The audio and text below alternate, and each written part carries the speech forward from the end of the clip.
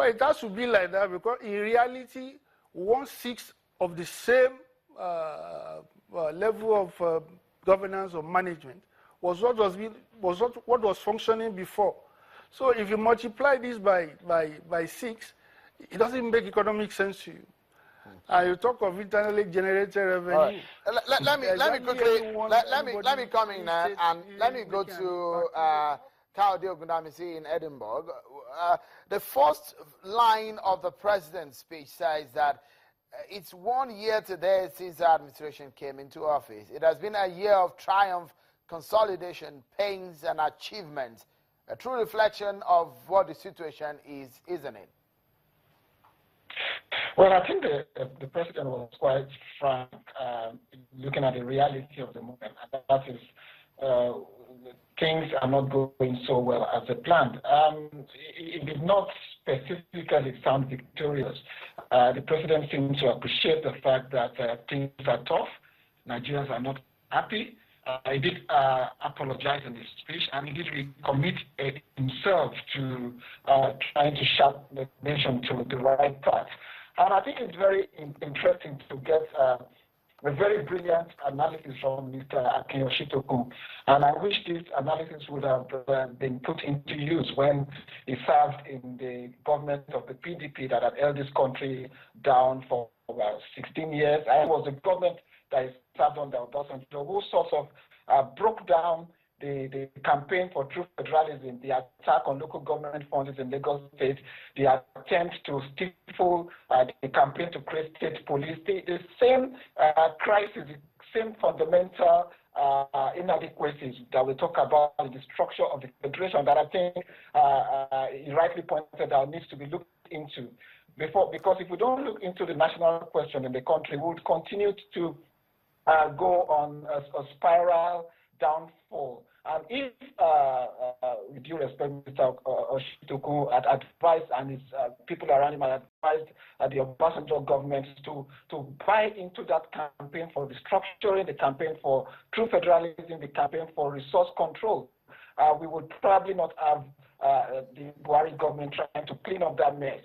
My hope is that this government will not make the mistake that was made by the PDP in the 16 years of misrule in Nigeria. And I'm seeing very serious signs that they are going down the route of just facing a one agenda issue of fighting corruption, trying to bail out states, but not looking into the structure of the federation, which is very, very important. All right. And again, the government that came from that coalition. Okay, Mr. Ogundamisi, one will look, one of the, like a summary, I will want to put it, the way the president put it in his speech. One of the things he said is that the real challenge for this government has been reconstructing the spine of the Nigerian state. The last 12 months have been spent collaborating with all arms of government to revive our institutions so that they are more efficient and fit for the purpose. Is that true? Did we see that happening?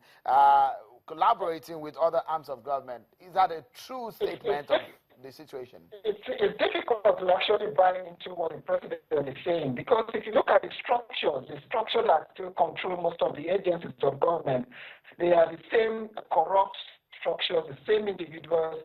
If you look at most of the board appointments, most of the people that the mechanism, the grassroots mechanism that the state would need to actually carry out this agenda are the same people of 16 years ago.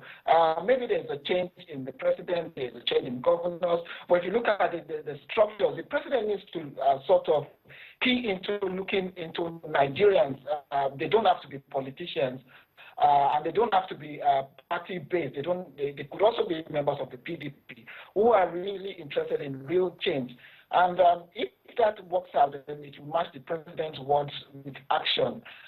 It's difficult. I do believe they actually make some efforts, but when you look at the situation on ground with those institutions, I'm not saying you wouldn't confidently say that you've witnessed a sort of change. But one thing is quite sure, that there is a sense of purpose, there's a sense of direction. People now see a government that is serious about fighting corruption, but it needs to walk the talk more than what we are having now. All right, I'll go on a break now, but quickly, just tell me, did the president's speech give some inspirations to Nigerians at all, Mr. Ogundamisi? Well, I'm afraid it did not. The president did inspire the nation a number of times in most of the speeches he gave in the past. But this particular one did not really resonate with Nigerians. I mean, how do you convince a man that is buying fuel at a higher price? How do you preach the message of hope to him?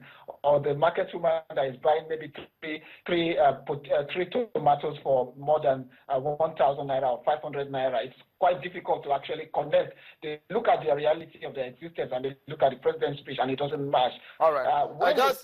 We need to, just a moment. I have to pause you for a moment. We need to go and break. And when we come back, we dig more into what the president has done and what the APC government has not done in this 1 year. Looking forward to the rest of the 3 years left for this administration this term. Stay with us. We'll be right back.